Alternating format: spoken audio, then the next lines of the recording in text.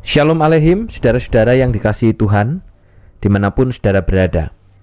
Rumah Tuhan adalah rumah kita. Kiranya kita siap bukan hanya untuk merenovasi gereja, tetapi juga mentransformasi hati kita oleh firman Tuhan. Imamat 14 ayat yang pertama sampai dengan yang kelima. Tuhan berfirman kepada Musa, inilah yang harus menjadi hukum tentang orang yang sakit kusta pada hari pentahirannya. Ia harus dibawa kepada imam, dan imam harus pergi keluar perkemahan. Kalau menurut pemeriksaan imam penyakit kusta itu telah sembuh daripadanya, maka imam harus memerintahkan supaya bagi orang yang akan ditahirkan itu diambil 2 ekor burung yang hidup dan yang tidak haram, juga kayu aras, kain kirmisi dan hisop.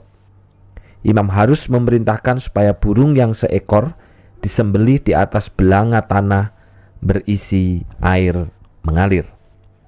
Disiplin dan pemulihan, kekudusan yang memisahkan, dan pengorbanan yang merekatkan.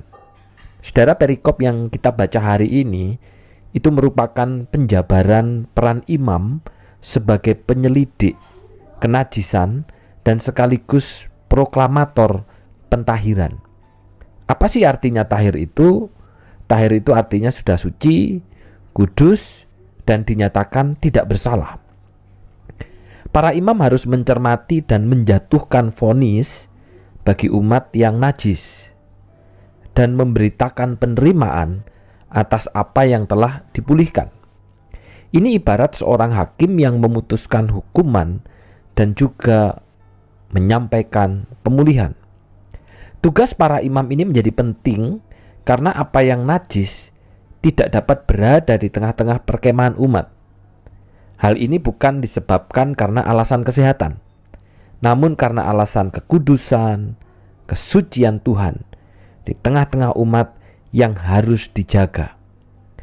Apa yang najis harus terpisah dari Allah, dan umatnya yang kudus harus dimusnahkan ataupun dianggap mati dan terpisah dari komunitas kehidupan yang berdosa. Nah, hal ini mengakibatkan dampak yang dalam, saudara. Sehingga para penderita penyakit kulit yang zaman itu dinyatakan najis akan berduka, meratap, merobek-robek pakaian, membiarkan rambut terurai serta menutup muka mereka sambil berseru, najis, najis, najis. Namun saudara, yang menarik di dalam firman Tuhan ini, mereka yang terbuang ini, mereka yang dianggap najis ini, mereka yang dianggap kotor ini, mereka yang dianggap berdosa ini dapat diterima kembali oleh umat Tuhan jikalau mereka mengalami kesembuhan oleh anugerah Tuhan. Dan pada peristiwa kesembuhan ini, para imam itu harus mengadakan upacara pentahiran, upacara penyucian, upacara pengudusan, upacara yang menyatakan bahwa orang yang sebelumnya dianggap najis itu dinyatakan tidak bersalah, yang melibatkan 2 ekor merpati, yang seekor darahnya dialirkan untuk menyucikan, dan yang seekor dilepaskan sebagai lambang pembebasan. Melalui kematian dan pembebasan inilah mereka yang terasing, mereka yang dianggap kotor, mereka yang dianggap najis oleh umat kini dipersatukan. Dan yang dibuang itu kini apa? Dirangkul kembali, dikumpulkan kembali di tengah-tengah umat. Nah, hari ini saudara, kita yang lenyap oleh pandangan mata Allah yang suci dan kudus itu ditemukan kembali bukan oleh pengorbanan burung merpati, tetapi oleh karena pengorbanan Kristus. Di dalam Roma 5 ayat 10 dikatakan begini, sebab jikalau kita ketika masih menjadi seteru diperdamaikan dengan Allah oleh kematian anaknya, lebih-lebih kita yang sekarang telah diperdamaikan pasti akan diselamatkan oleh hidupnya. Nah, ini saudara, kita disucikan kembali, kita telah disembuhkan kembali, kita telah dikuduskan, itu oleh karena pengorbanan Kristus. Tetapi saudara, kita tetap harus menjaga kemurnian dan kekudusan hidup kita yang telah dipisahkan Kristus oleh dunia. Sebagaimana umat pada masa itu, mereka harus menjaga kekudusan dan kesucian hidupnya karena mereka telah dipisahkan dari bangsa-bangsa lain.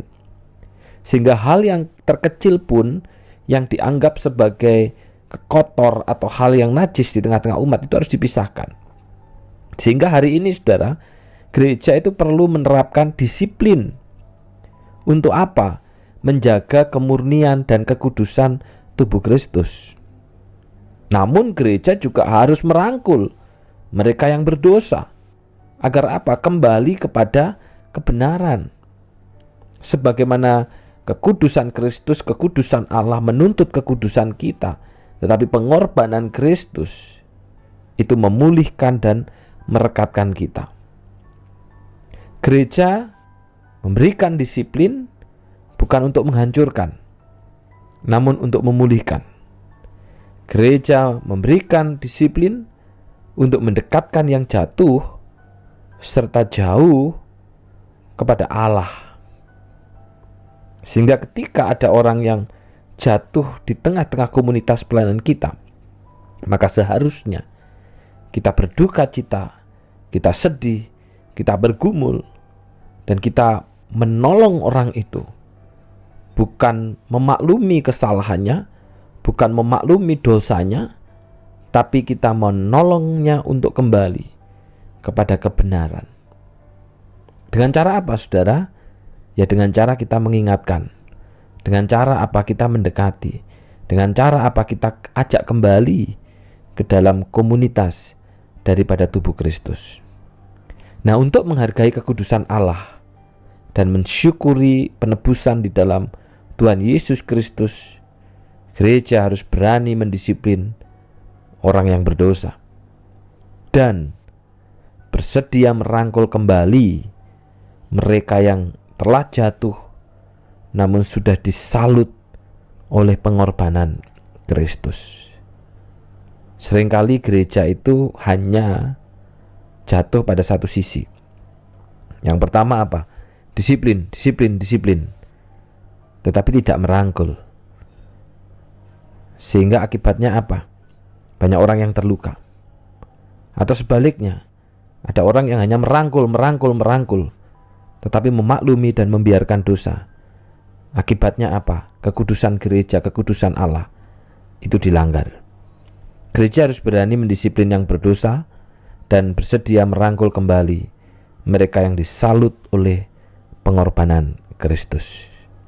Mari kita menjaga hidup kita supaya hidup kita kudus, hidup kita terpisah dari kehidupan yang gelap, dan kita selalu siap untuk merangkul mereka yang jatuh dalam dosa kembali kepada kebenaran Kristus. Mari kita berdoa.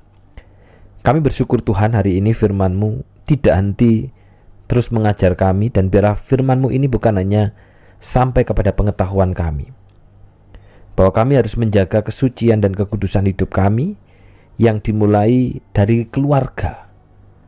Suami menjaga kesuciannya, istri menjaga kekudusannya, orang tua menjaga kekudusannya, anak-anak menjaga kekudusannya melalui kehidupan yang terus belajar berkenan di hati Tuhan. Tolonglah Tuhan supaya keluarga-keluarga menjadi kudus, dan ketika keluarga kudus, maka gereja pun juga akan menjaga kekudusannya. Gereja harus berani mendisiplin orang yang berdosa dan bersedia merangkul kembali mereka yang telah disalut oleh pengorbanan Kristus. Mampukan seluruh jemaat Tuhan bukan hanya untuk mengerti, tetapi untuk melakukan di dalam kehidupan kami. Secara khusus hari ini kami terus berdoa untuk progres pembangunan. Kami berdoa dan kami mohon Tuhan, kiranya Engkau memberkati seluruh jemaat-Mu, sehingga kami mengandalkan Engkau dan berjalan di dalam iman. Tuhan yang mempercayakan, Tuhan pula yang akan mencukupkan segala yang kami perlukan. Juga berdoa secara khusus untuk Ibu Jayin yang hari ini berulang tahun di dalam segala kebaikan dan kemurahan Tuhan.